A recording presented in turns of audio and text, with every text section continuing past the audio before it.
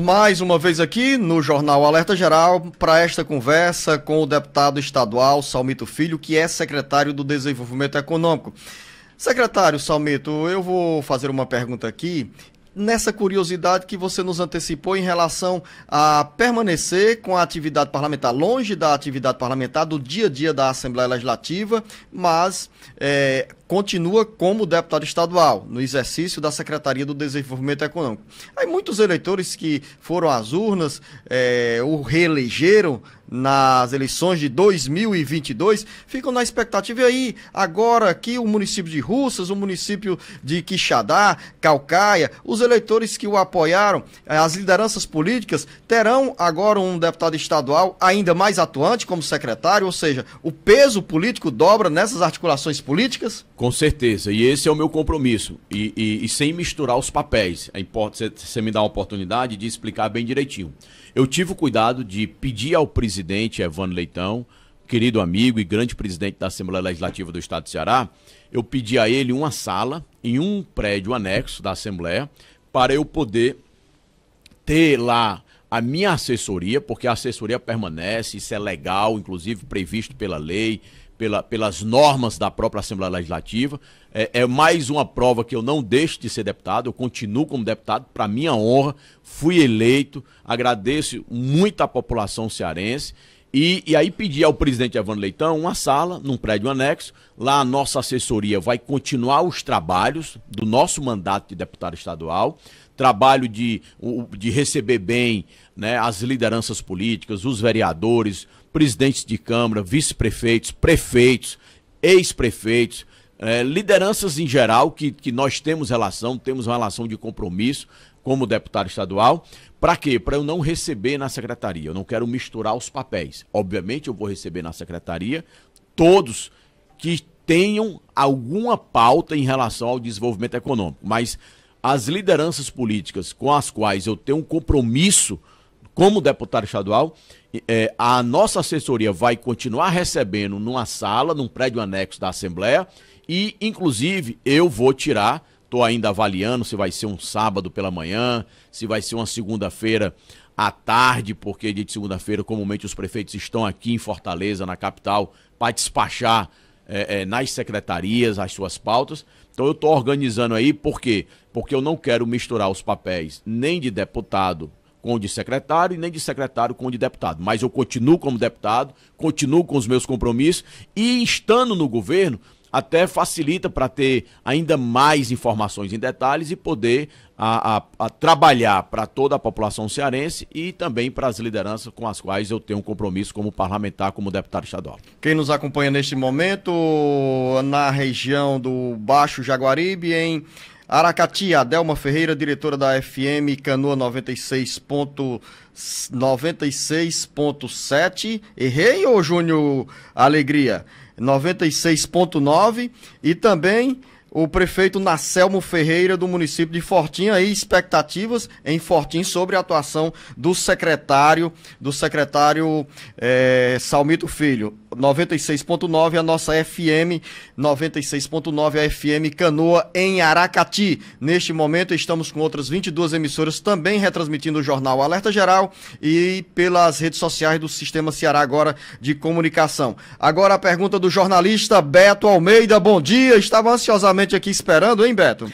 Pois é, bom dia, Luciano, bom dia ao secretário Salmito. Há uma expectativa, secretário, o senhor já falou exatamente aí do planejamento, do que o senhor trabalha com o planejamento, de fazer um planejamento estratégico, mas o Ceará tem uma expectativa em relação à chamada indústria do hidrogênio verde, que é a descarbonização que se aguarda na produção do hidrogênio verde. Eu pergunto para o senhor o seguinte, qual é a expectativa que o Ceará tem de ver implementada, de ver implantada a primeira fábrica de hidrogênio verde aqui no estado do Ceará? Eu pergunto isso porque o Ceará já vem de algum tempo, aí, pelo menos nos últimos 2 anos, de forma mais firme, já realizou vários memorandos de entendimento, mas a Bahia saiu na frente, secretário, e já está com a sua fábrica começada, iniciada, inclusive com produção prevista para esse ano de 2023. Quando é que o Ceará dá a largada no hidrogênio verde? Importantíssima pergunta. O hidrogênio verde é o combustível verde que a Europa, mais do que nunca, está não só precisando, mas está necessitando. Essa guerra da Rússia na Ucrânia, você vê como o mundo está todo conectado, né?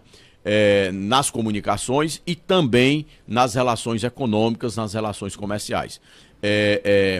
A Hungria, que é um país lá da Europa, ela depende 100% de todo do seu gás e do petróleo lá da Rússia, do petróleo produzido na Rússia e do gás produzido na Rússia. Existe um gasoduto que foi um investimento colossal, gigantesco, né, para levar gás para da Rússia para vários países da Europa. A Alemanha, que é a locomotiva econômica da União Europeia, né, depende 50% do seu fornecimento de gás, do gás da Rússia, né, de petróleo, do petróleo da Rússia. E com a guerra, né, os países da Europa e da América do Norte, os países que compõem a OTAN, né, estabeleceram um compromisso de um bloqueio econômico, comercial à Rússia, como uma reação, né, à guerra lá na Ucrânia, da Rússia na Ucrânia. Então, o que eu quero dizer com tudo isso? A Europa precisa de gás, diferentemente do Brasil, que aqui nós acendemos uma lâmpada numa residência e a nossa base, a nossa matriz principal de produção de energia elétrica é a hidrelétrica.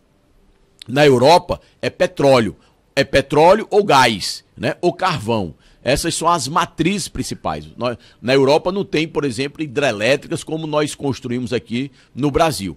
Então, mais do que nunca, o combustível verde, né, o petróleo verde, assim chamado, né, o hidrogênio verde, ele passa a ter uma importância estratégica, inclusive na transição energética, para substituir o petróleo, que é um combustível fóssil, que polui o meio ambiente. Então, para a gente não entrar aqui em detalhes técnicos e para a população compreender bem direitinho, né, o Brasil poderá ser o principal produtor desse combustível verde, né?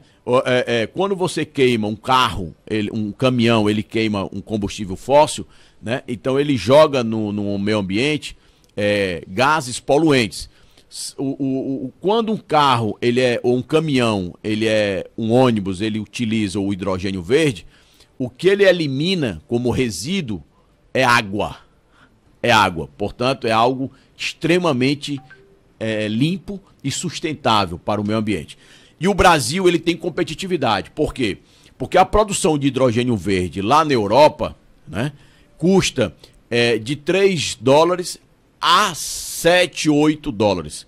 Aqui no Brasil, especialmente no Nordeste, e especificamente no Ceará, não porque nós somos cearenses, mas porque nós temos, né, a graça, a oportunidade, né, Deus nos presenteou com uma posição que nós estamos na esquina do Atlântico, diferentemente da Bahia, diferentemente de muitos outros estados, inclusive do Nordeste. Então, nós temos aqui um vento, e segundo os estudos técnicos, unidirecional, né? É um vento que pode produzir energia elétrica com muito mais competitividade, do ponto de vista da energia eólica, né? E temos uma intensidade solar no Nordeste do Brasil, que é uma das melhores e maiores do mundo, do planeta. Então, essa combinação da energia eólica com a energia solar, nós temos uma competitividade que a produção do hidrogênio verde poderá custar, segundo estudos técnicos, 2 dólares, né? Aqui no Ceará, aqui no Nordeste, especialmente no Ceará. Além disso, né, o hidrogênio ele pode ser cinza, ele pode ser azul, ele pode ser marrom.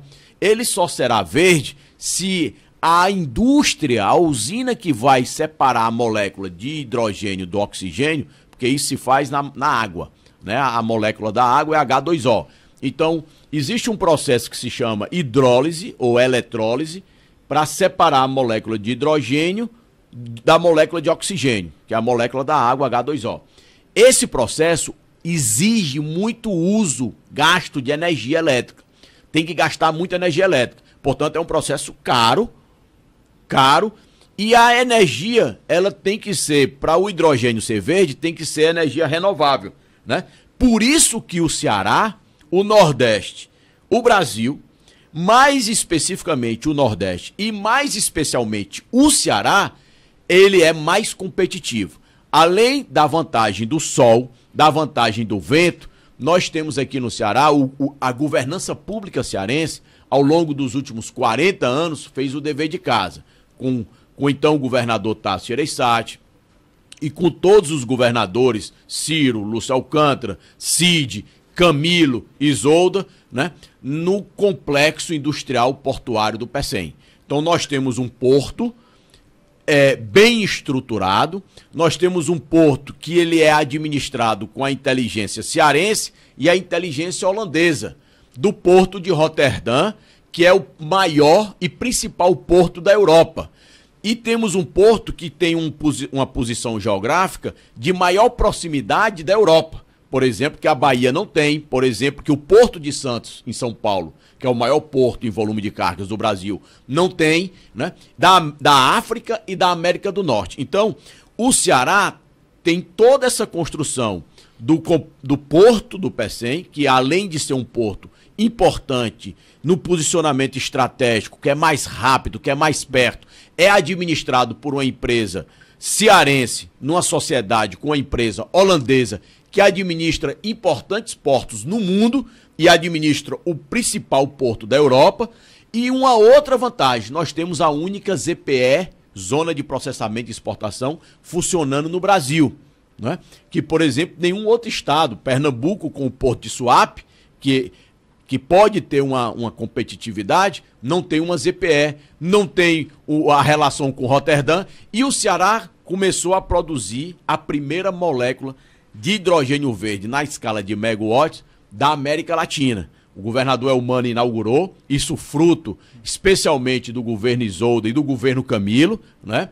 Que há aproximadamente 2 anos, o Ceará foi o primeiro estado do Brasil a construir estudos, viabilizar, mostrar a viabilidade técnica, competitiva, que o Ceará tem para se tornar, junto com outros estados do Nordeste e com o próprio Brasil. No Brasil, o estudo técnico, Luzenor e Beto Almeida, apresenta alguns pontos do Brasil que tem competitividade eólica no Nordeste e no sul do Brasil e no Sudeste. Mas no sul e no Sudeste não tem a competitividade solar. Aí isso fica mais para o Nordeste. E do Nordeste, quem tem o melhor porto, o melhor posicionamento geográfico, a única ZPE, o porto administrado por uma empresa que administra o principal porto da Europa, então, e que tem um vento unidirecional, é o Ceará. Então o Ceará se preparou, o estado do Ceará está preparado, nós temos 24 memorandos que somam mais de 50 bilhões de dólares. 50 bilhões de dólares, nós estamos falando aí, se a gente colocar o dólar a R$5, né? Nós estamos falando aí, desculpa, me perdoe, esses 24 memorandos somam um pouco mais de 30 bilhões de dólares. 30 bilhões de dólares, se nós colocarmos o dólar a R$5, nós estamos falando aí de 150 bilhões de reais para fazer investimento. Mas o chanceler da Alemanha esteve semana passada no Brasil com o presidente Lula e a agenda principal foi hidrogênio verde. Claro, as relações da Alemanha com o Brasil, a agenda principal hidrogênio verde. Amanhã nós vamos ter uma agenda com uma empresa alemã, né, aqui no estado do Ceará, e depois de amanhã, na quarta-feira, com o governador Elmano recebendo esses representantes desses investidores alemães, porque a Alemanha pretende investir por ano 150 bilhões de reais, né, no hidrogênio verde. Por quê? Repito, porque a Alemanha ela está necessitando, ela está mais do que precisando. Ela necessita. Lá na Alemanha agora, na Europa, está no inverno, é muito frio. Então tem que ter aparelho para aquecer os ambientes domiciliares, empresariais, né, shoppings, para aquecer. E esse aquecimento é o uso de energia elétrica, que ou é na base do gás, ou é na base do carvão, ou é na base do petróleo. E esse gás e esse petróleo, eles compram fundamentalmente da Rússia e agora não podem comprar. Então, essa conjuntura está favorecendo ainda mais. E o Ceará tem em memorandos para a produção de energia eólica, né, os números são colossais. Né? Nós temos memorandos para a produção de energia eólica onshore e offshore no continente e no mar, aquelas torres para produzir energia a partir do vento, no mar e onshore no continente, né? Nós temos aí memorandos de investimentos também de bilhões de reais.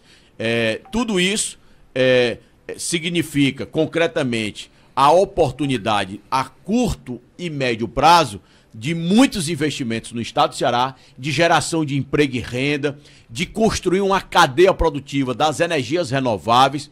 E aí nós temos bons projetos, boas intenções para começar esse trabalho e criando as oportunidades que o nosso povo cearense tanto precisa e tanto merece. São grandes desafios aí, nota-se que a pauta é extensa, a agenda tem muitas pautas a serem cumpridas. Secretário Salmito Filho, eu quero agradecer a sua presença aqui no Jornal Alerta Geral. Nosso tempo esgotou. Tinha pergunta aqui do empresário Lindbergh, que nos acompanha, Lindbergh Santos, lá em Canindé, querendo saber sobre as ações direcionadas ao sertão ou aos sertões de Canindé, do nosso Dácio Mendes de Pentecoste, que ele diz o seguinte: Luzenor, prefeito Chico Abreu de São Luís do Curu, nos acompanhando aqui pela FM Caxitoré, e também o Domingos Távora, que deixou uma pergunta aqui sobre investimentos na área rural, no desenvolvimento rural e também no desenvolvimento da região do maciço do Baturité. Ficarão essas perguntas e as respostas para outra oportunidade, afinal, serão 4 anos pela frente, secretário Salmito Filho. Desde já agradeço a sua presença aqui no Jornal Alerta Geral. Estaremos com o espaço aberto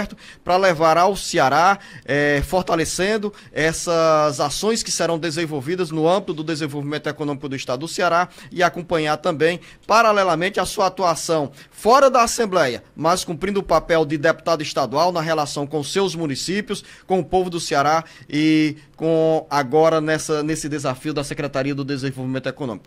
Agradeço a sua presença aqui, desejar um bom início de semana e uma boa semana. Eu agradeço muito a você, Luzenor de Oliveira, meu caro Beto Almeida, agradeço também a Camila Maciel, que está aqui no apoio técnico, ao Marcos Furlan, que também está aqui no apoio técnico, a todos que fazem o Sistema Ceará Agora. Parabenizo por esse sistema de comunicação tão importante para a nossa população, para a nossa cidadania. Agradeço ao prefeito, um abraço ao prefeito Nacelmo Ferreira, do Fortinho, prefeito aqui de Pentecoste, que também está acompanhando. No caso, o Dácio, que é o gerente da nossa rádio FM Caxitoré, 90. E lá pela FM Caxitoré nos acompanhando o prefeito Chico Abreu, do município de São Gonçalo do Amarante, São Luís do Curu. Prefeito Chico Abreu, querido amigo de São Luís do Curu, um abraço para todos. E eu quero aqui muito pedir a oportunidade de outros momentos para nós conversarmos dos projetos para o campo, para o sertão, para a agricultura, para a pecuária, para a indústria, enfim, dos muitos projetos aí que nós estamos desenhando, trabalhando, sob a liderança do governador Elmano de Freitas. Muito obrigado e uma boa semana. Obrigado, secretário Salmito Filho, deputado estadual, que agora passa a comandar a Secretaria do Desenvolvimento Econômico. A você, ouvinte internauta, a você, jornalista Beto Almeida, um bom início de semana. Uma boa segunda para todos. Até amanhã. O Ceará, Brasil e mundo ligados no jornal Alerta Geral. Alerta Geral.